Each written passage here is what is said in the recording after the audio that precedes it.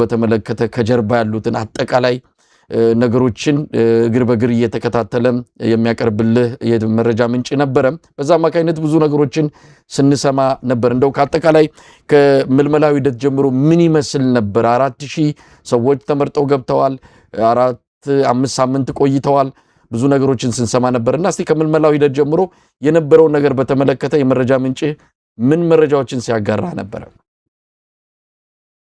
አመሰግናለሁ መሳያው በቅድሚያ አድማጭ ተመልካቹ ማወቅ ያለበት ነገር የግል አቋሜ ማለት ነው እኔ ነፃ የምወጣው ወይም የአማራ ህዝብ ነፃ የሚወጣው ከዛም አልፎ የሀገራችን ነፃ የምትወጣው የአብይ አህመድ ባደራጀው የምክክር ኮሚሽን ወይም ፌክ ቡድን ሳይሆን ፋኖ የጀመረው ከሌሎች ኃይሎች ጋር የጀመረው የትብብር ኃይል ነው ነፃ ያወጣኛል ብዬ ማምነው ባለፉት 3 አመታት ባለኝ በገባይ ልክ በሙሉ አቅሜ አሜሪካን ሀገር እየኖር ፉል ታይም በሚባል ደረጃ ትግሉን ማግዝ የነበረው ነፃም ወጣው በነፍጥ ባነገቡ የፋኖ ኃይሎች ወንድሞቼ ነው ብዬ ነው ማምነው ግን ይሄ የታሪካችን አንዱ አካል በመሆኑ የ1987 አይነት የሚመስል ነገር ስላለው እንደ ሚዲያ ሰው ታሪክ ማስቀመጥ ነገ በህግ የሚጠየቁ ሰዎች ይኖራሉ ከዛም ባሻገር ለታሪክም መቀመጥ ያለበት የዲጂታል ዘመን ነውና በታሪክም መቀመጥ ያለበት ትልቅ ክስተት በመሆኑ ያው ወደ መጨረሻው ሰዓት ላይ ጉዳዩን ባንክሮ እከታተል ነበርና እንደ ተስፋዬ ወልደስላሴ ወይም እንደ ብላክ ላይን መውጫ መንገዳችን ፋኖ ነው የሚለውን አድማጭ ተመልካቹ እንዲጽየን ግን ወደፊት ለፍትህና ተጠያቂነት መምጣቱ ስለማይቀር የሀገር ሀብት የመዘበሩ በህዝባችን ላይ የተጫወቱ ሰዎች እነማን ናቸው ሂደቱ ምን ይመስላል ያንን ነገር ማጋለጥ ስላለብን ነው የሚለውን ቀድሜ ማንሳት ፈልጋለሁ መሳያችን ተስፋ የተወሰነ ብንቆይ ምክንያቱም እኛም በዚህ ጉዳይ ላይ ለዚህ የምክክር ሂደት ውቅና መስጠት አያስፈልግም የብልጽግና ተውኔት ነው በጨረሻ ላይ ደግሞ ከብልጽግናም አንደኛው የኦህዴድ ብልጽግና ድራማ ነው እዚህ ላይ አብረን ወጥመድ ውስጥ ገብተን አብረን ማራገብና ለዚህም ትኩረት ሰተን ህዝብን ማወናበድ ማደናገር የለብንም የሚል አቋም አለን እንዳልከው ግን በዚህ ሂደት ውስጥ እነሱ ባስቀመጡት ሂደት ውስጥም የመጣ ነገር አለ አንዳንድ ጊዜ ሳታስበው ስርዓቱ በራሱ እጅ በራሱ መድረክ የሚዝረከረክበት በራሱ በተኮሰው የሚመታበት ነገሮች ስለመጡ ያንን ይዘን ለመግባት ያህል እንዳልከው በተወሰነ ደረጃ በታሪክም ማህደር ውስጥ እንዲቀመጥም ስለተፈለገ እንጂ ከዚህ ሂደት ኢትዮጵያ ታተርፋለች የሚል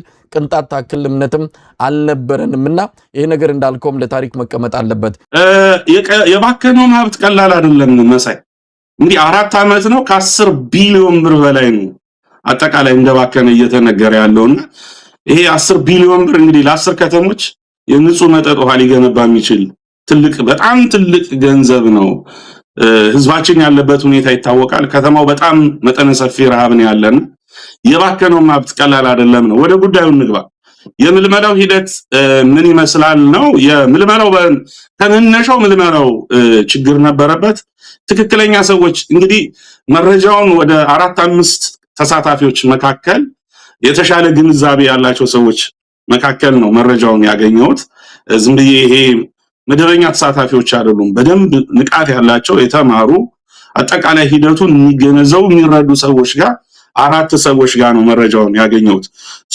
በምልመላው ሂደት ምልመላው ችግር ነበረበት ትክክለኛ ሰዎች አይደሉም የተመረጡት እኔ ባገኘሁት መረጃ ኮሚሽኑ ሁሉንም አካታች ነው ይላል በራሱ መንገድ ከማህበራት ከደረጃጀቶች ከተለያዩ ፓርቲዎች ሁሉንም ያማከለ ነገር አካትቻለሁ ነው የሚለው ኮሚሽኑ ፕራክቲካሊ ሲገባ ግን የተመለመሉ ሰዎች ትክክለኛ ሰዎች አይደሉም እንደምታውቀው እንግዲህ 8ቱ አጀንዳ ሲቀረጽ በእነሱ ሐሳብ ሀገር የሚያድን ወይም ሀገሪቱን ወደ ሰላማዊ መንገድ ሊመራ ይችላል በሚል ነው አጀንዳው የተቀረጸው በ8ቱ አጀንዳዎች ጉዳይ ላይ የተሻለ ዕውቀት የተሻለ ግንዛቤ የተሻለ አረዳድ ያላቸው ሰዎች ናቸው መካተት አለባቸው በየማምነውና 8ቱን አጀንዳዎች ለመረዳት ዕውቀት ያስፈልጋል መሳይ በጣም ትልልቅ አጀንዳዎች የሀገሪቱን መጻኢ ዕድል የሚወስኑ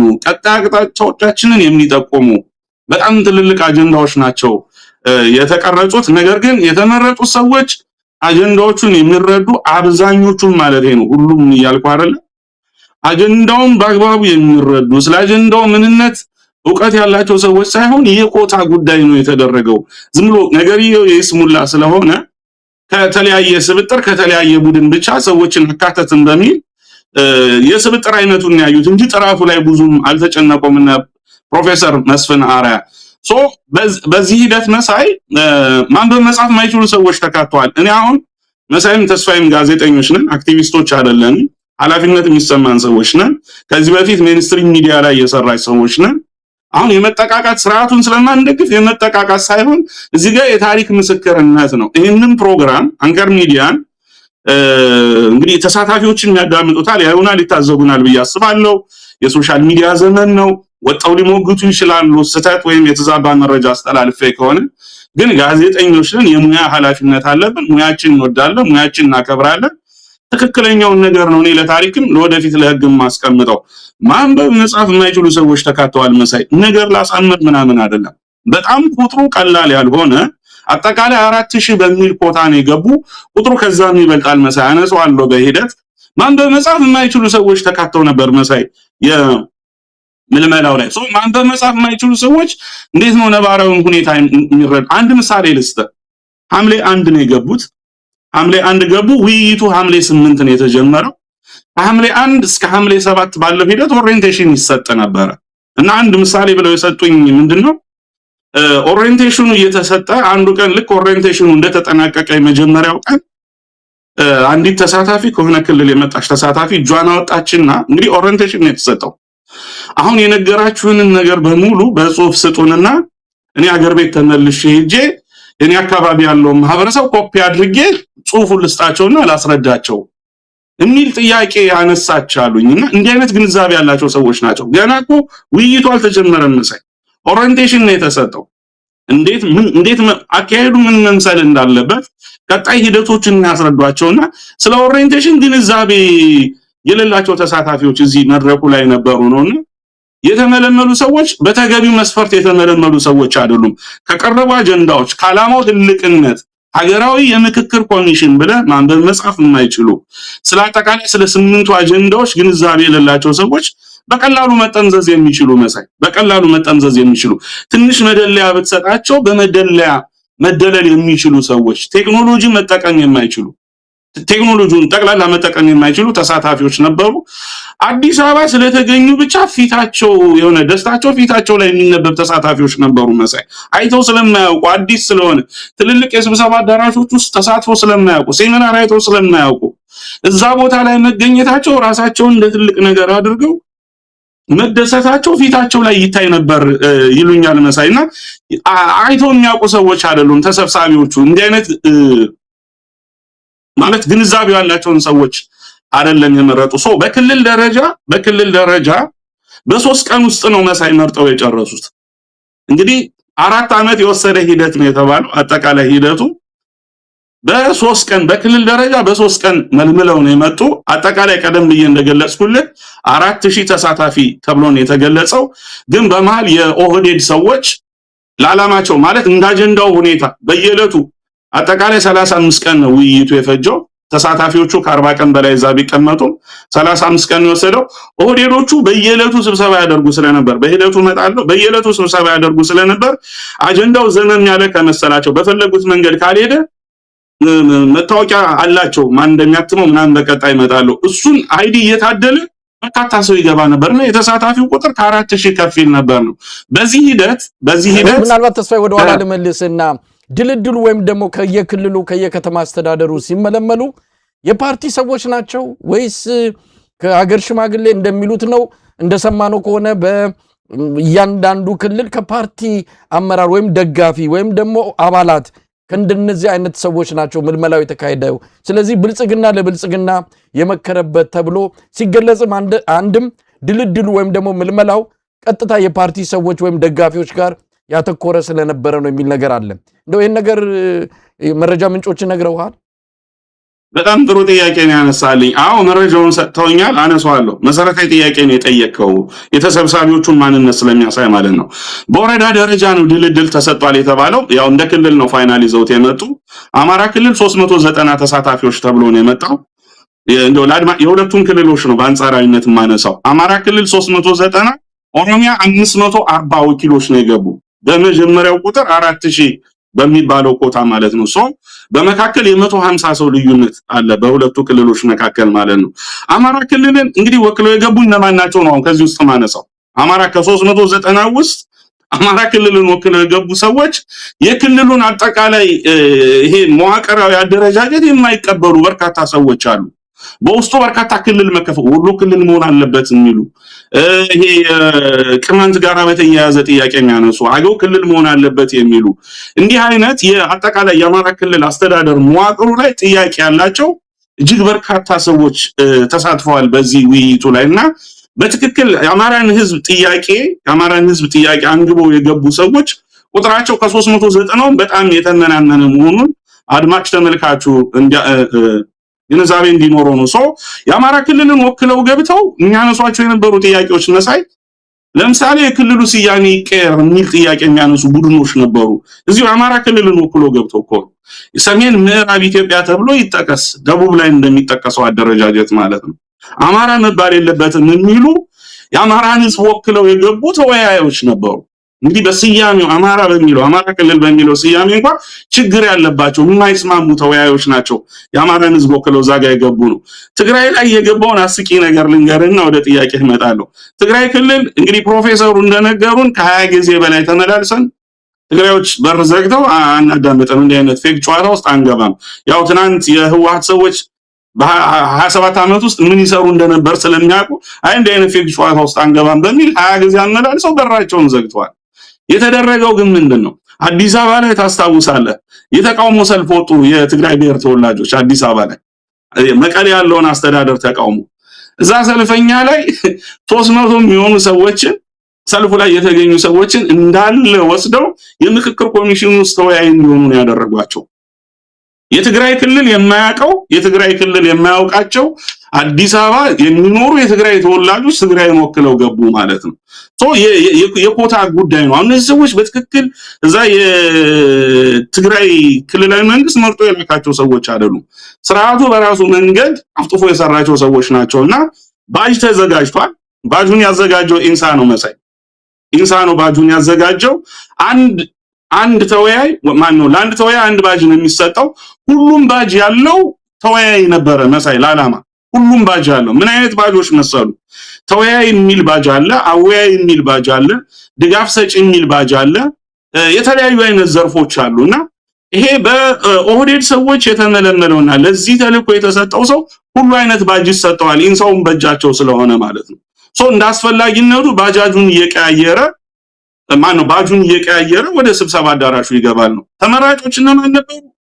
ተወያዮቹ የብልጽግና ሰዎች ነበሩ። አንተ ቀደም ብለህ እንደጠቀስከው በትክክል በምርጫ የተመረጡ ሰዎች። አሁን እንዲህ ስናወራው ቀደም ብዬ ተናግሬያለሁ። እኛ ጋዜጠኞች ነን፣ እንዲህ ስም ለማጥፋት ለምናምንም አይደለም።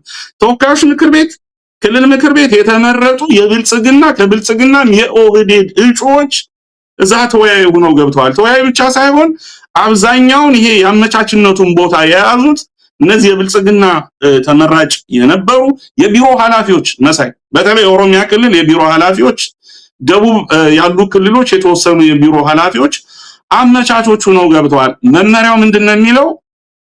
አመቻቾቹ ገለልተኛ መሆን አለባቸው፣ ከየትኛውም የፖለቲካ ፓርቲ ወይም ድርጅት ነፃ መሆን አለባቸው ነው የሚለው።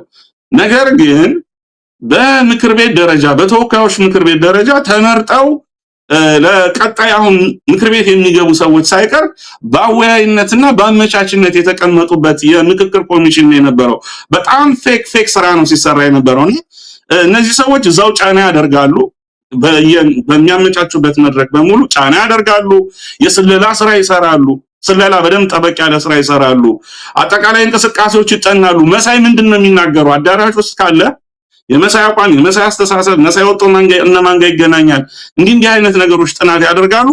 መድረኩ በሚፈልጉት መንገድ ኦህዴዶች በሚፈልጉት መንገድ የማይሄድ ከሆነ እነዚህ አመቻቾቹ ሼፕ ያደርጉታልና እዛ ቡድኑን ወክለው የገቡ ሰዎች በተለይ ኦህዴድ ያሰማራቸው የራሱ ምክር ቤት የገቡትን የቢሮ ኃላፊዎችን ሳይቀር በአመቻችነት አስገብቷል መሳይና አጠቃላይ ይሄ የምልመላ መስፈርቱ ጤነኛ አልነበረም ምደባው የሚል መረጃ ነው ያለኝ።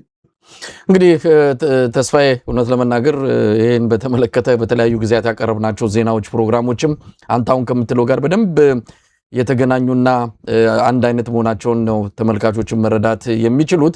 እንግዲህ ወደ ድልድሉን እንምጣ። አዲስ አበባ መጡ። ከዛ 4000 ተባለ። አጀንዳዎች 8 አጀንዳዎች ናቸው። ክፍፍል ነበር። በወቅቱ በነበረን መረጃ ለምሳሌ ኢትዮጵያ ኦርቶዶክስ ተዋሕዶ ቤተክርስቲያን ጠቅላይ ቤተ ክህነትን ወክለው የሄዱ ሰዎች ስለ ሃይማኖት ጉዳዮች መነጋገር ሲገባቸው የተመደቡት ግን ሌላ አጀንዳ ላይ ነው፣ የአርብቶ አደር ምናምን የሚባል ላይ። ስለዚህ ድልድሉ እንዴት ነበር? አዲስ አበባ ከመጡ በኋላ እንዴት ነበር ድልድሉ ከአጀንዳዎቹ ጋር በተያያዘ? እንደጠቀስከው ነው መግቢያው ላይ የተለየ እንትን አይደለም ያለው። 4000 ሰው ቁጥሩ እንዳልኩ 4000 የሚል ተጠቀሰ እንጂ በየዕለቱ ቁጥሩ ከፍ ሊጨምር ነበረ። የአጀንዳዎች መዘበራረቅ ኦህዴዶች በሚፈልጉት መንገድ አልሄድም ብለው ካሰቡ አጀንዳው ላይ ይሄ ቀደም ብዬ እንደጠቀስኩልህ ያሰማሩት ኃይል አለ። በጣም በርካታ ቁጥር ያለው ኃይል ነው ያሰማሩ። የድጋፍ የሚሰጡ ልጆች እዛው ግቢ ውስጥ ውሃ የሚያቀርቡ፣ ይሄ የበጎ አድራጎት ተብለው የገቡ ልጆች ማለት ነው። ውሃ የሚያቀርቡ፣ ምግብ የሚያቀርቡ፣ ማይክ የሚያቀብሉ፣ ይሄ ጋውን ለብሰው የገቡ ልጆች ሳይቀር የደህንነት ስራ የሚሰሩ ልጆች ነበሩ። በኦህዴድ በኩል ተመልምለው በአግባቡ የገቡ ልጆች ናቸውና የቁጥሩ በጣም እንትን ይላል። 4000 ብቻ ተብሎ አይደለም መጠቀስ ያለበት፣ ይጨምር ነበረ በየጊዜው እንደ አጀንዳው መውጣትና መውረድ ማለት ነው። የቡድን ድልድሉ 4000 ሰው ለ8 ደለደል ነው ያሉት። 8 አጀንዳ ነው ያለው። አንድ ቡድን 500 ሰው ይይዛል። ድልድሉ እንዴት ተሰራ የሚል ጥያቄ የጠየቁ ልጆች በኦሪየንቴሽኑ ጊዜ ማለት ነው እና እነ ፕሮፌሰር ንስፍናሪያ የሰጡት መልስ በኤአይ ነው ድልድሉን የሰራ ነው የሚል ምላሽ ነው የሰጡት። በኤአይ የተሰራ ድልድል ነው የሚሉ እንግዲህ በግልጽ አላሳዩዋቸውም። ኤአይ እንዴት ነው የሰራው፣ በምን መንገድ ነው የተሰራው፣ በግልጽነት የተቀመጠ ነገር የለም። ብቻ የምንነግራችሁን ተቀበሉ ነው፣ በኤአይ ነው የደለደልናቸው የሚል ምላሽ ለሁሉም 4000 ተሰብሳቢ መጀመሪያ ላይ ለነበረው አካል ሰጥተዋል። ከዛ በኋላ የሚፈልጉትን ሰው ወደሚፈልጉት አጀንዳ ነው በጀርባ ሰርተው የመጡት። መሳይ የሚፈለግበት ተልእኮ ተሰጥቶታል። እሱ የአዲስ አበባ ጉዳይ ላይ ገብቶ የተሰጠውን ተልእኮ እንዲያስፈጽም፣ ተስፋዬ ወልደስላሴ ተልእኮ ተሰጥቶታል። የፌዴራሊዝም ጉዳይ ላይ ያን የተሰጠውን ተልእኮ እንዲያስፈጽም ተደልድለን አልቋል። መጨረሻ ላይ ግን ከአማራ ክልል የመጡ አብዛኞቹ ተከራካሪዎች በጣም ጠበቅ ያለ ጥያቄ በማንሳታቸው ይህንን የኤአይ ድልድል አንቀበልም በሚል ተቃውሞ በመነሳቱ እንደገና በጣም እንዲሆን ተደርጓል። 500 ሰው ከተደለደለ በኋላ አጀንዳዎቹ እናንተ ለፈለጋችሁት ቡድን ለቡድን 1 ይሄን ለቡድን 2 ይሄ ሳይሆን እዚሁ ፊት ለፊት እጣ ይመታና ለ8ቱ ቡድኖች አጀንዳዎቹ ይሰጥ የሚል በከፍተኛ ጭቅጭቅ ከአማራ ክልል የመጡ ተወካዮች አጀንዳውን አስቀየሩት። መጀመሪያ ኦህዴዶች ፕላን ባደረጉት አይደለም የሄደው በእጣ አጀንዳዎቹ ለእያንዳንዱ ለ8ቱም ቡድኖች 8ቱም አጀንዳ እንዲከፋፈል ተደረገ ማለት ነው። በዚህ ሂደት ኦህዴዶች በየቀኑ ስብሰባ ይቀመጡ ነበር። የየዕለቱን ኦህዴዶች በልዩነት ማለት ነው የኦህዴድን ወክለው የገቡ ወይም ከኦሮሚያ ክልል የመጡ ተወያዮች በሙሉ በየዕለቱ ውይይት ነበራቸው። ማታ ማታ ይሰበሰባሉ፣ የዕለቱ ውሎውን ይገመግማሉ።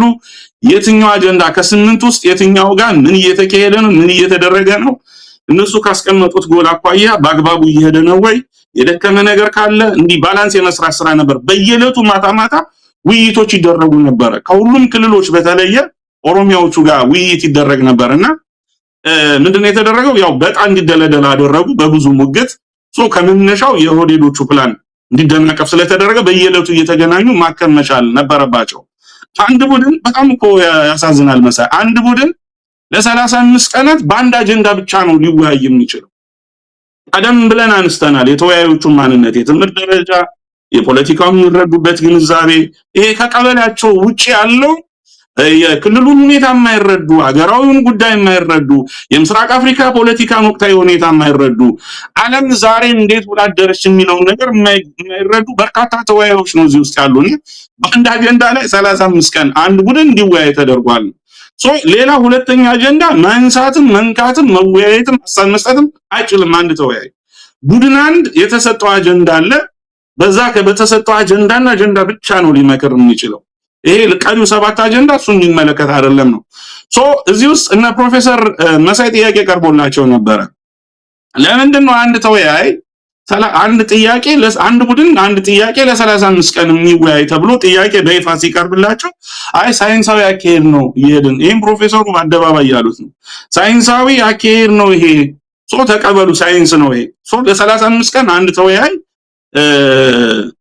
አንድ አጀንዳ ላይ ነው የሚመክረው አንተ ቀደም ብለህ እንዳነሳው የሃይማኖት አባቶች በፌደራሊዝም ጉዳይ ላይ ተደልድለው ስለ ፌደራሊዝም ይመክራሉ የፌደራሊዝም ኤክስፐርት ወይም ፒኤችዲ ያለው ሰው በፌደራሊዝም ጉዳይ ላይ ከሚወያይ ይልቅ ሃይማኖታዊ ጉዳዮች ላይ ቁጭ ብሎ አስተያየት እንዲሰጥ የፖለቲካ ፓርቲዎች በፖለቲካ ጉዳይ ላይ ከሚወያዩ ወይም በፖለቲካ ጉዳዮች ላይ ከሚደለደሉ ይልቅ ሙስናን በተመለከተ ይሄ ሙስና እንዴት ነው የሚጠፋው ምን መደረግ ያለበት እንዲህ አይነት ውይይቶች ላይ እንዲጠመዱ ተደርጓል ሰዎች የመጀመሪያ የምንመራው ችግር እንዳለ ሆኖ ከገቡም በኋላ ደግሞ በሚመለከታቸው ቦታ ላይ አይደለም የተደለደሉት አንድ የሃይማኖት አባት አንድ ቤተክርስቲያን አስተዳዳሪ አንድ መለኩሴ ስለ ፌደራሊዝም ምንም ሐሳብ ሊሰጥ የሚችለው ሰው ሁሉ እኩል ዕውቀት አለው የሚል አረዳድ ነው ኮሚሽኑ ያለው መሳይ ከተስፋዬ በአዲስ አበባ ጉዳይ መሳይ ከተስፋዬ በሆነ ጉዳይ ላይ እኩል ዕውቀት ሊኖረን አይችልምና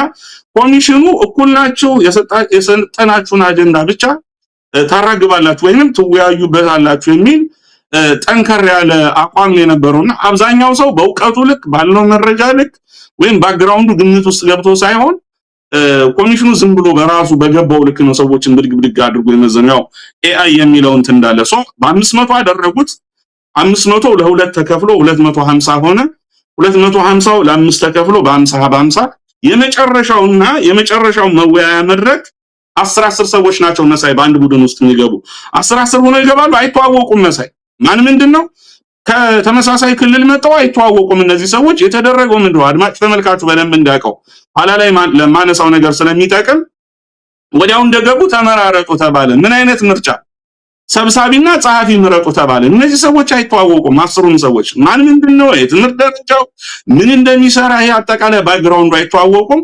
ጸሐፊና ሰብሳቢ ምረጡ ተባለ እዚህ ጋር ድራማ አለ ድራማው ልነግርህ ነው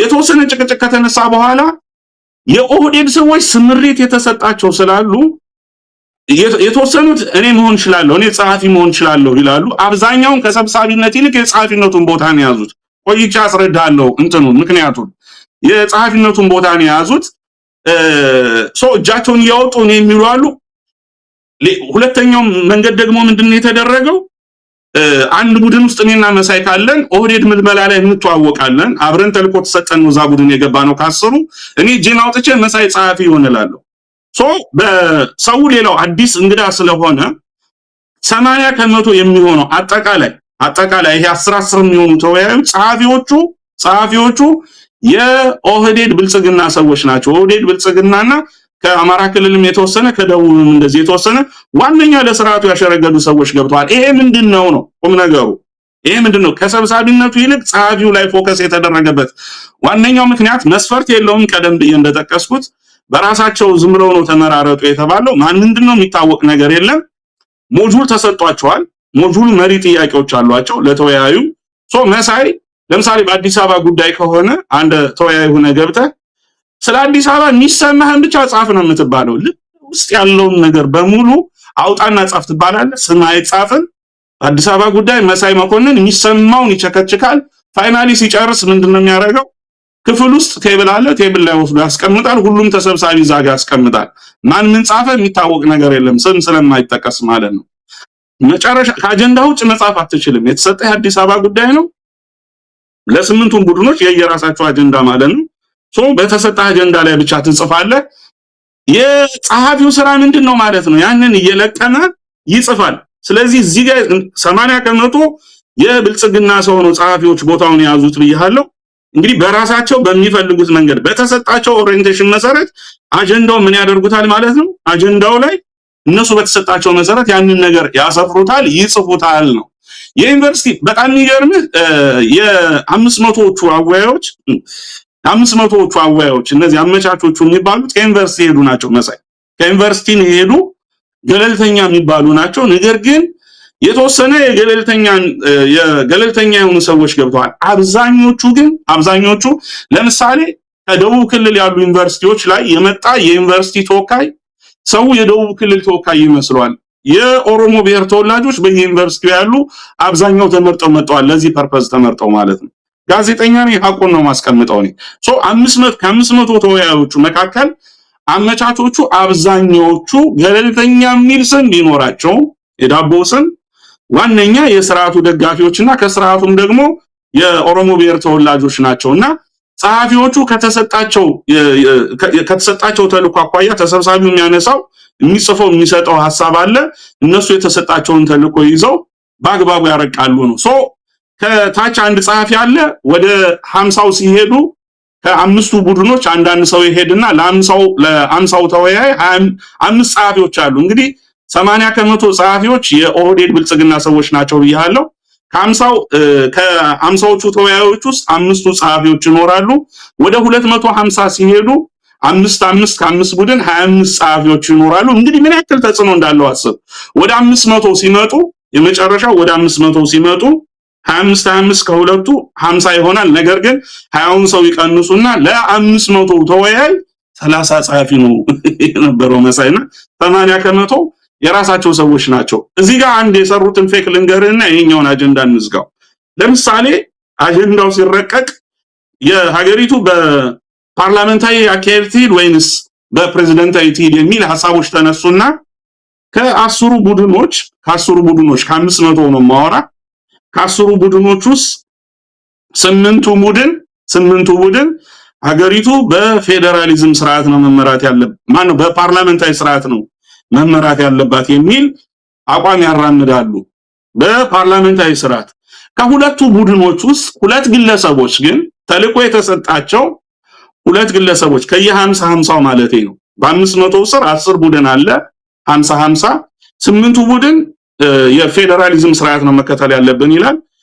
ሁለቱ ቡድኖች ላይ ግን አንዳንድ ግለሰቦች በፕሬዝዳንታዊ ፌደራሊዝም ሳይሆን በፕሬዝዳንታዊ ነው መመራት ያለብን የሚል አቋም ስላራመዱ የ500ዎቹ ሐሳብ ሆኖ እንደ አጀንዳ እንዲቀመጥ ተደረገ። መሳይ የጸሐፊዎቹ ተጽዕኖ ስላለበት ሁለት ግለሰብ ብቻ ስላነሳ የአብዛኛው 500 ሰው ሐሳብ በሚል ወደ ፕሬዝዳንታዊ ውይይቱ እንዴት ተደርጓልና አጠቃላይ ድራማ ነው የሚሰራው መሳይ ድልድል ውስጥ።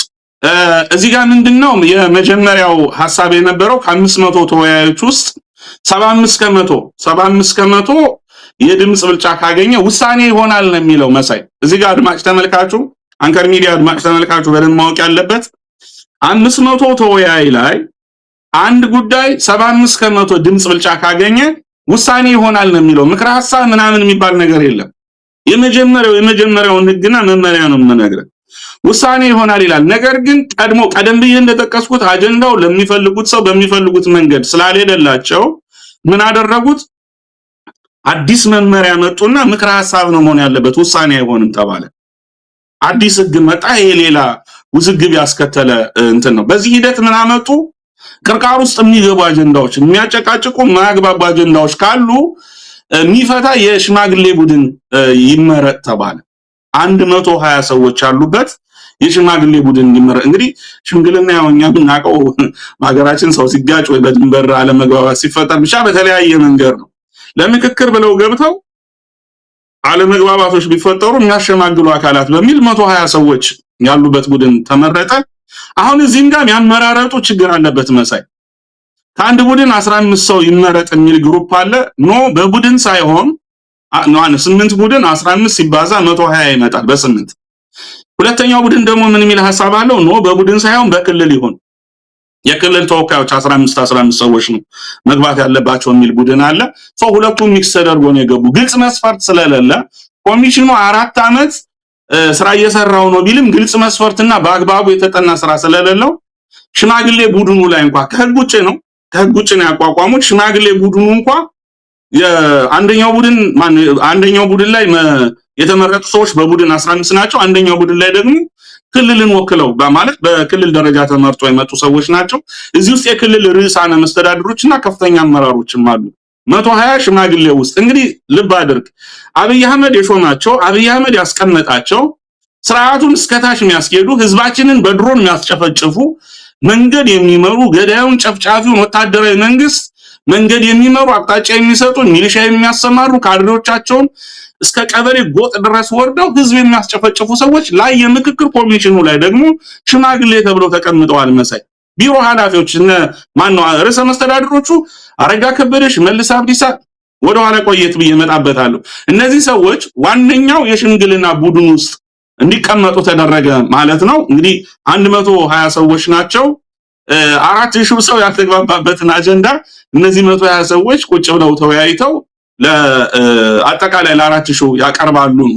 እነዚህ 120 ሰዎች ለስብሰባ ተቀመጡ። መሳይ ለስብሰባ ተቀመጡና በስምንቱም አጀንዳ ላይ ተወያዩ፣ ተነጋገሩ።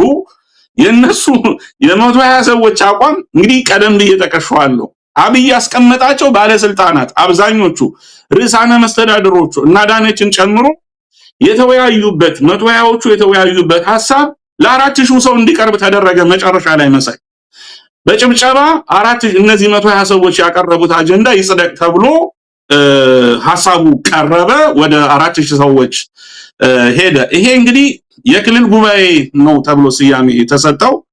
ቅርቃራ የገቡ አጀንዳዎችን ይወያያል፣ ይመክራል በሚል ነው የሄደው። መጨረሻ ላይ ግን ስምንቱንም አጀንዳ ተነጋግሮ ወደ 4000 ሰዎች ይዞ ይሄድና በጭብጨባ ይጸድቃል የሚል ሐሳብ ነው የቀረበው። በማግስቱ የ4000 ሰው ተጠርቶ እነዚህ 120 ሰዎች ያቀረቡት ሐሳብ ይቀርብና በጭብጨባ ይጸድቃል የሚል ውይይትም ተሳታፊው አይፈቀድለትም። አንድ ተወያይ ለአንድ አጀንዳ ብቻ ነው ቀደም ብዬ እንደጠቀስኩት 35 ቀን መነጋገር የሚችለው። ሌሎች 7 አጀንዳዎች እሱን የሚመለከቱ አይደሉም፣ የሌላ ቡድን ስራዎች ናቸው። ለ8 የተከፈለ ነው። እንግዲህ እነዚህ 120 ሰዎች በስምንቱ ጉዳይ ላይ ተወያዩና በማግስቱ ለ4000 ሰዎች ቀርቦ በጭብጨባ ይጸድቃል ነበረ ሐሳቡ። ኋላ በማግስቱ ያ ስብሰባ ሲጠበቅ ኦሮሚያ ክልል ቅሬታ አለኝ የሚል ቅሬታ አቀረበ ተባለ። መሳይ በማግስቱ ቅሬታ አለኝ ሲል በመመሪያው መሰረት የምክክር ኮሚሽኑ መመሪያ 3 ክልሎች ቅሬታ ካቀረቡ አጀንዳው እንደገና ይታያል ነው የሚለው። 3 መሆን መቻል አለባቸው ክልሎቹ። እዚህ ጋር ግን ኦሮሚያ ሽመልስ አብዲሳ እሱ ቅሬታ ስላቀረበ መመሪያ ተሽሮ አጀንዳ እንደገና ይታይ ተባለ። በምን? በአዲስ አበባ ጉዳይ መመሪያው ተሽሮ እንደገና ይታይ ተባለ። እንግዲህ የምክክር ኮሚሽኑ ከነችግሩ ቀደም ብለን መግቢያ ላይ አንተ ምንም እንዳነሳ ነው ከነችግሩ እንዳለ ሆኖ የምክክር ኮሚሽኑ ላወጣው ህግ እንኳን የሚገዛ አይደለም። 3 ክልሎች መመሪያውን ማለት በአዲስ አበባ ጉዳይ ቅሬታ ካላቸው አጀንዳው እንደገና ይታይ ብለው 3 ክልሎች ካመለከቱ አጀንዳው እንደገና ይነሳል ነው መመሪያው የሚለው።